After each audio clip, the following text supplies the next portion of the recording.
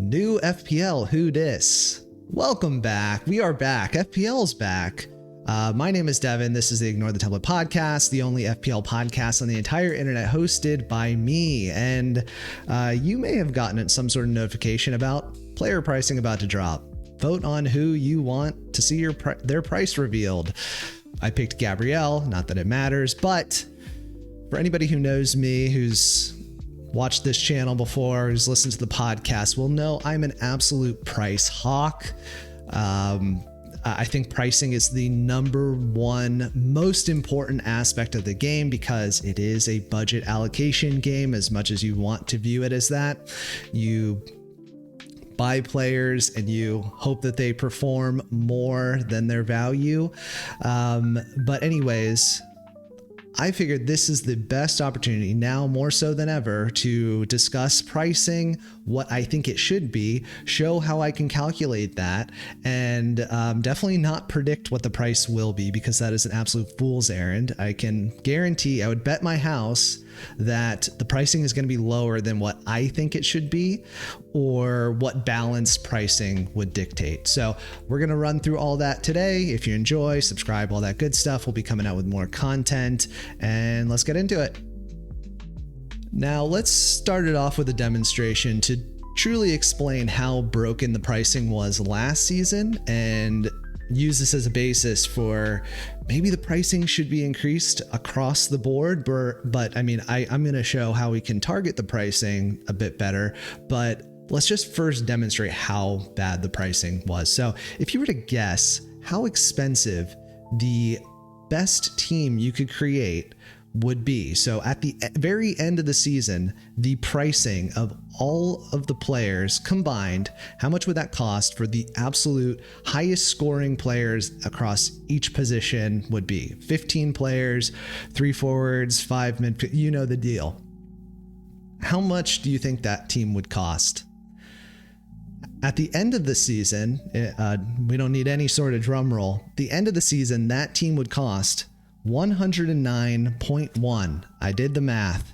And if you were to have bought that exact team at the beginning of the season, they would have cost 100 million pounds. So they would have, the highest scoring team across the last 25-26 season in FPL was exactly affordable. Now, if you're thinking to yourself, that's not an issue, it's fine.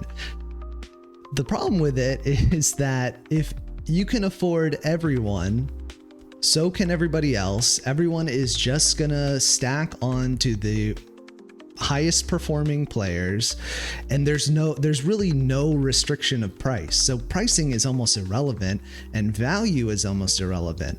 So there's not, that completely takes that factor out of the game. So for the people that want to play more competitively and think about it a little bit more, the game is basically a wash. And even for the casuals, I feel like there's no level of decision even from them.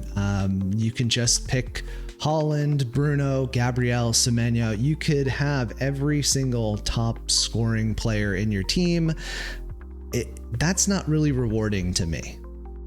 And hopefully that's not rewarding to you either, because if you were maybe midway through the season, your rank is kind of just stagnating, the biggest reason is because of the player price. If there's no decision to be made between, oh, I can save a little bit of money here by going for this cheap player. Maybe he'll have a few, he'll gain fewer points, but I can actually afford this premium player who I can captain and who will net me those higher points.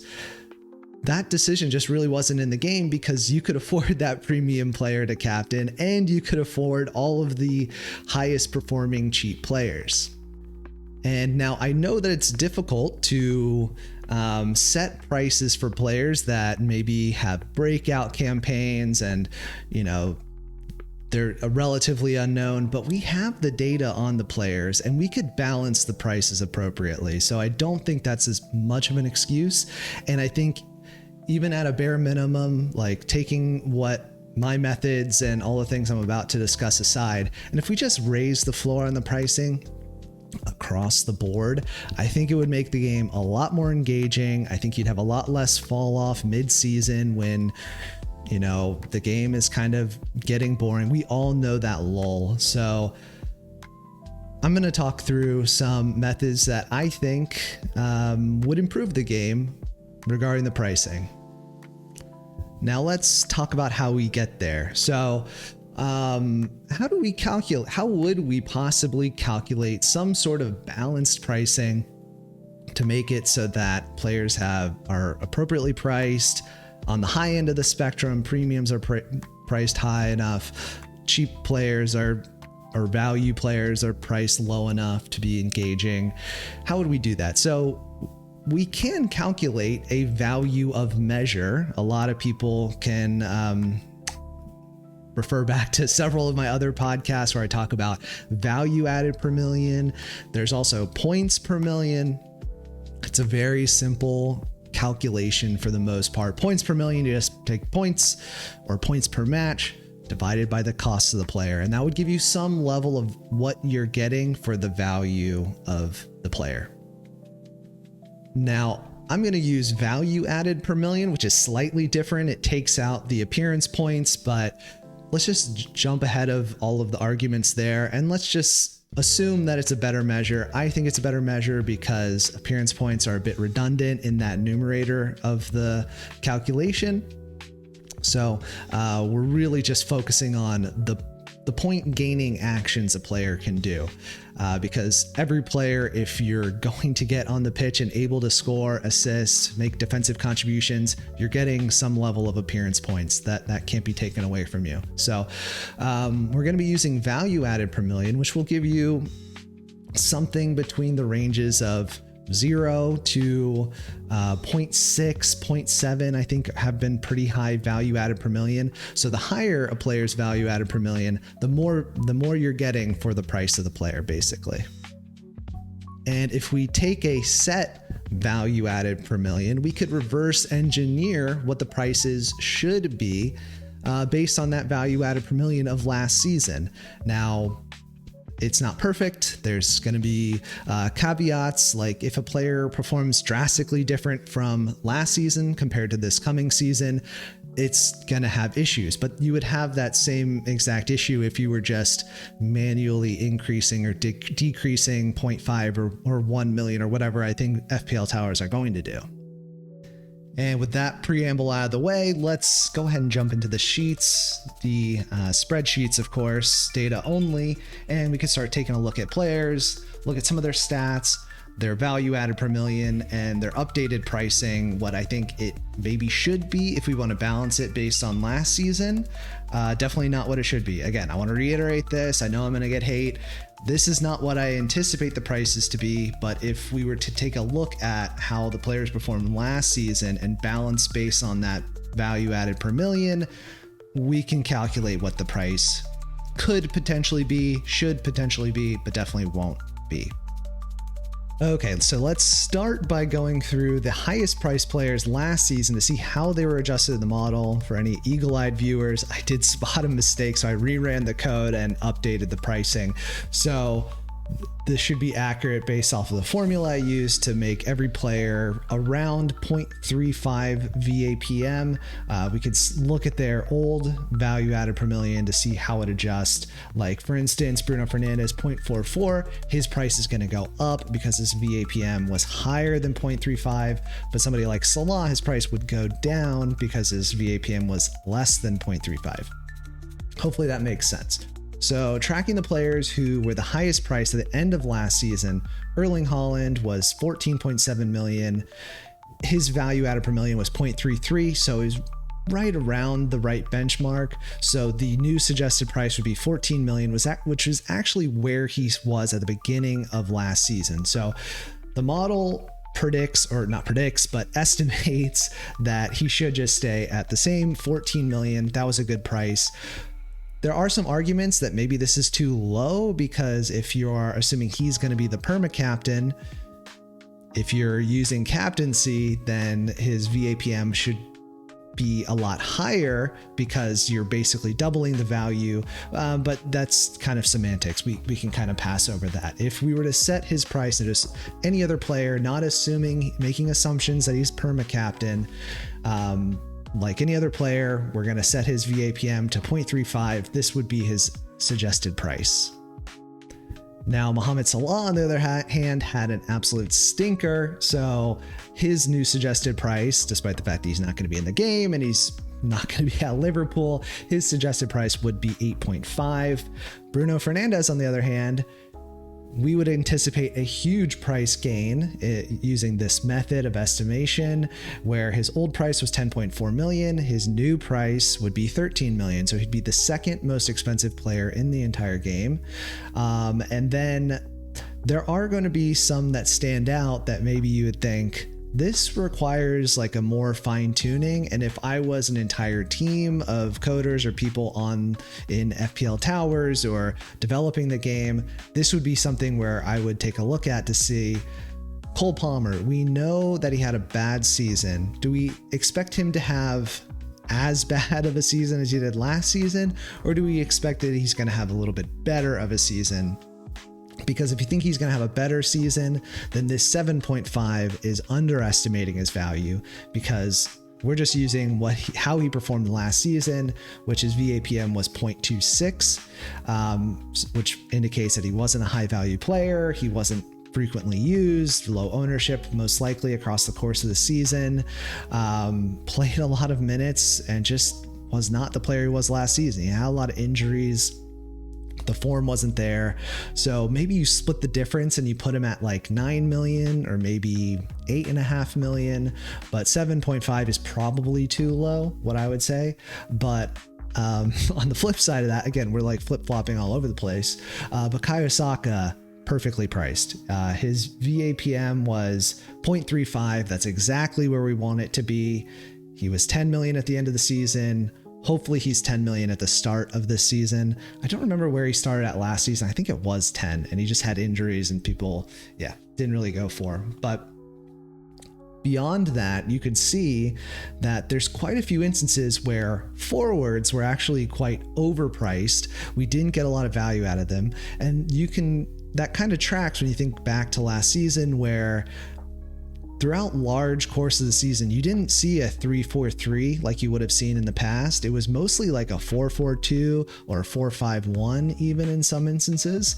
And that would indicate that players like Gyökeres, Ekitike, Watkins even, they had spells where they were good, but over the course of the season underperformed their value. So we would anticipate a drop here. And again, if we could fine tune it, Gyökeres probably wouldn't drop as low as 6 million, but that would be his price estimate based on the formula we're using. Likewise, Ekitike down from 9 million to 8 million, Watkins from 8.7 to 8.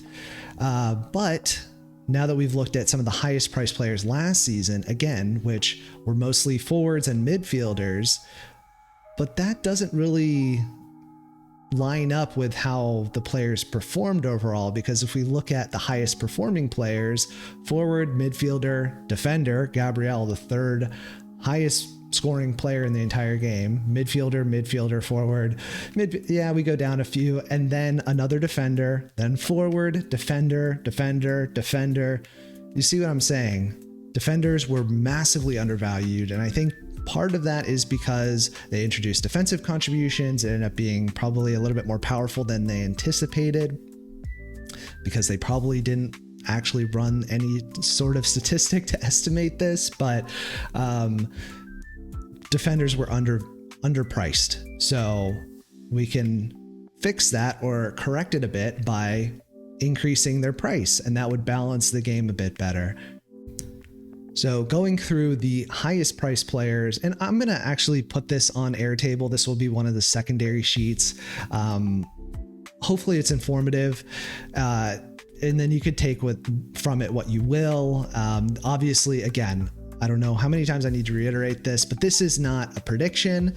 This is one method we could use to balance the pricing. And I would think from this, you could probably tweak the pricing a bit more to make it better overall. But based on the performances last season, there definitely need to be some changes in pricing. And Gabriel is definitely one of those instances. Now, the formula we used would calculate him to have a 14 million price tag. I would not go as far to do that, which is why I introduced this other column that you may have been looking at and saying, why is that? And this is a new priced tethered variable where a player can only increase 1.5x their old pricing, and they can only decrease 0.5 of their old pricing. So you can only go down half and you can only increase by half of your at the end of season old pricing. So it kind of helps players that maybe they had a ridiculous standout season. It helps keep things a little bit more in check with last season's pricing. And again, last season's pricing was broken largely, but if we are to give some leniency and assume that last season's pricing had flaws, but were largely okay, then, or at least where FPL Towers wants it to be, we can introduce some level to like keep it within a range of increasing or decreasing. So that's why Gabriel's price would actually be maxed out, because he went far beyond what a price increase we would want him to go. He would go from 7.3 million to 14 million. He basically would double his price because his VAPM was 0.67, ridiculously underpriced. And hopefully this helps paint the picture that this is why pricing needs to be really heavily investigated, not investigated like it's a crime, but they need to pay attention to this, because Gabriel was in every single team. Why is that? Because he was the best player for an incredibly reasonable price. So if we put him at a price where it now becomes a decision, it will be a lot more interesting. He was performing as if he was a premium, and he was a defender, very cheap, relatively. So yeah, his price needs to go up. Should it be 14? Probably not. Should it be 11? That's probably even too high, but 10 million, 9 million, I actually don't think that is incredibly far-fetched. Arsenal are going to continue to have a ridiculously good defense, keeping lots of clean sheets. He's going to have lots of defensive contributions. He's an aerial threat in the box for corners. That's going to continue unless they make some sort of rule change. So if we anticipate Gabriel has any type of season like last season and gets around 200 points, he probably needs to be above 10 million. Or at least above 9 million. Come on, guys. Moving down from that, Semenyo, I think, was at a good price at the end of the season, so the model would estimate the same. So he would stay at 8 million, doesn't need to be tethered. Gibbs White, his price at the end of the season was 7.6. Slight increase to 8 million. I think that's very reasonable.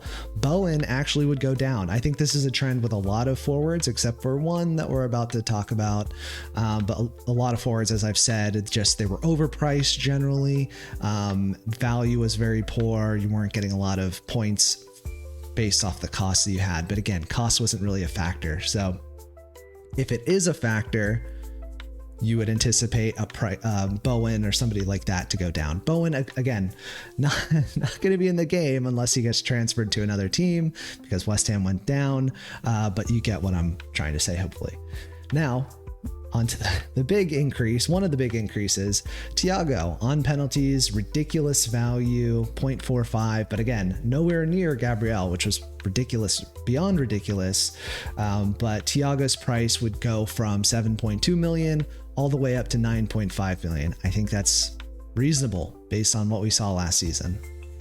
Anderson is the next player on the list, and I actually think this is incredibly fair as well, especially going to Man City, where you'd probably anticipate them, maybe it would be less of the defensive contributions, but you'd anticipate him getting more clean sheet points, possibly more offensive contributions, goals and assists and things like that. So I think seeing Anderson at 7.5, which is what the model estimates him to be at, I think that kind of tracks and makes sense. He ended the season at 5.7, and I think a lot of people would say that was an absolute snip.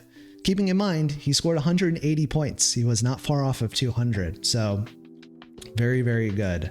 Actually, let's sort by new pricing, see if there's anything else that jumps out. Okay, so the highest price players in this new setup would be number 1, Erling Haaland, number 2, Gabriel, number 3, although this would be flipped because we would tether it. Yeah, let's sort that way instead. I take it all back. So yeah, in this new pricing setup, Haaland would be 14, Bruno Fernandes would be 13 million, Gabriel would be 11, which would be more expensive than Saka. Had a lot more points, about 50 more points. Saka would be 10, Thiago 9.5, Jurriën Timber 9 as well. I think hopefully we're going to see a lot of Arsenal defenders increase in price. Mbumo 9 million, that would be a price increase. Munoz up to 9, that would be a massive price increase. Again, I don't think we're going to see a lot of the sizable increases as this model would estimate, but it's some sort of benchmark we could use. Tarkovsky 8.5 million, Rice 8.5 million, Enzo Fernandez 8.5, Saliba 8.5, Mohamed Salah 8.5, though not in the game, Calafiori 8.5. It's a lot of defenders, but they were such insane value that it kind of makes sense. And then we'd see quite a few midfielders and forwards up to 8 million. Let's see, Mark Gehi, his price would be tethered to 7.5 because he had such a ridiculous season. But again, another player who maybe they just didn't anticipate he would be so good, or defensive contributions wouldn't be so valuable, but he was vastly underpriced. Again, 179 points. That's nothing to scoff at. That's a lot. So yeah, I think we went through enough pricing. I'll just sum it up here by saying hopefully the pricing overall is improved. I'm not saying this is the golden metric of pricing. This is one way that you could use a value metric to help estimate prices for next season. But hopefully, in the grand scheme of things, we see more premiums. Like in this setup, we're seeing more players over 10 million, I think, or usable players, because Salah was really discarded early on in the season. And then I think generally speaking, the prices are just like higher across the board, which makes sense because if the pricing is higher across the board, you can help mitigate some of that risk of, somebody like, I don't know, Pedro Porro. If he's 6 million instead of 5.2 or 5.0 like he was last season, if he popped off this season under Tottenham, it wouldn't be as bad as if he was priced at 5 million or lower. Like if they brought a player like him down in price, that would be a huge mistake. So yeah, let's kick it to an outro because I think I've talked enough. Hopefully this has been insightful. I'll put all of the data up on the Airtable, and by the time this is posted, it should be there. But you feel free to reach out to me on Discord. That link's in the description. On Reddit, that link's in the description. Hit me up in the comments. That's the thing. Yeah. So I'll just finish this here by saying I do have another video on the way. I actually was not anticipating talking about pricing this early, which is why I had to kind of adjust the formula or the R code mid-video, mid-recording. But pricing's about to drop, so I wanted to get ahead of the game, put something out there, get some conversation flowing. I know that my following is not nearly large enough to even have any level of influence, but hopefully you found this interesting. If you did, do all the things that social media requires you to do for the algorithm's sake. So do all that. I'm going to come out with a video on how to improve FPL. This is part 1, basically. Pricing is the number 1 thing to improve the game, but I do have some other suggestions. FPL has just come out with a bunch of updates, so I'll be talking about that in reference to how we could improve upon those improvements, or some of them you could argue might not be improvements, but yeah, so more content to come. There's going to be weekly content on this channel. If you followed this channel in the past, I'm not going to be doing like a team. You're not going to like follow my team as much. I'm probably going to keep that more in the background. I'm going to be doing more data-led, like individual concept videos moving forward. So that's what we're going to be. I don't know how to wrap this up. That's how we're going to be basically rolling with the season moving forward. So it's hopefully going to be a little bit more impact per video, but maybe fewer videos overall. But you'll be able to follow all of my regular content on Substack and on Discord, things like that. So if you want to track my team, that data is available. So I'll shut up. It's enough waffle for one day. Hope you enjoyed. I'll see you next time, and happy FPLing. Bye.